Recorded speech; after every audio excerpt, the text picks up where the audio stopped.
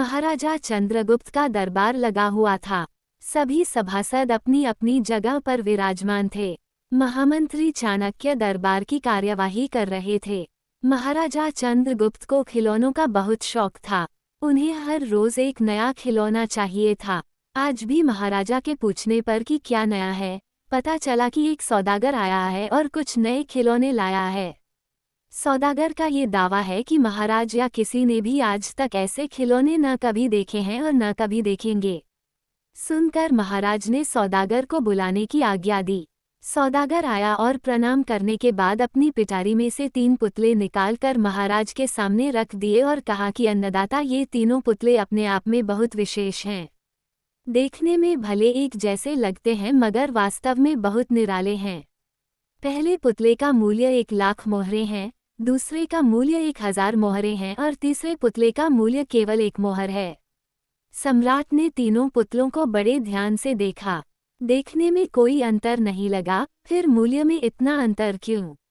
इस प्रश्न ने चंद्रगुप्त को बहुत परेशान कर दिया। हार के उसने सभासदों को पुतले दिए और कहा कि इनमें क्या अंतर है, मुझे बताओ। सभासदों ने तीनों पुतलों को घुमा फिराकर सब तरफ से देखा मगर किसी को भी इस गुत्थी को सुझाने का जवाब नहीं मिला। चंद्रगुप्त ने जब देखा कि सभी चुप हैं तो उसने वही प्रश्न अपने गुरु और महामंत्री चाणक्य से पूछा। चाणक्य ने पुतलों को बहुत ध्यान से देखा और दरबान को 3 तिनके लाने की आज्ञा दी। तिनके आने पर चाणक्य ने पहले पुतले के कान में तिनका डाला।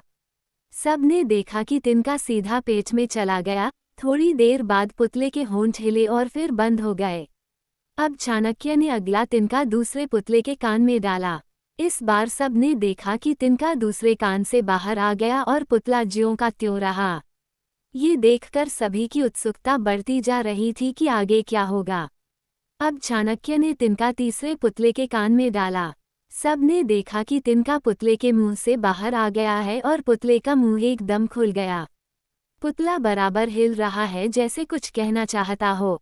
चंद्रगुप्त के पूछने पर कि ये सब क्या है और इन पुतलों का मूल्य अलग अलग क्यों है, चाणक्य ने उत्तर दिया, राजन, चरित्रवान सदा सुनी सुनाई बातों को अपने तक ही रखते हैं और उनकी पुष्टि करने के बाद ही अपना मुंह खोलते हैं। यही उनकी महानता है। पहले पुतले से हमें यही ज्ञान मिलता है और यही कारण है कि इस पुतले का मूल्य 1,00,000 मोहरें है। कुछ लोग सदा अपने में ही मग्न रहते हैं, हर बात को अनसुना कर देते हैं। उन्हें अपनी वाह वाह की कोई इच्छा नहीं होती। ऐसे लोग कभी किसी को हानि नहीं पहुंचाते। दूसरे पुतले से हमें यही ज्ञान मिलता है और यही कारण है कि इस पुतले का मूल्य 1,000 मोहरें है। कुछ लोग कान के कच्चे और पेट के हल्के होते हैं। कोई भी बात सुनी नहीं कि सारी दुनिया में शोर मचा दिया।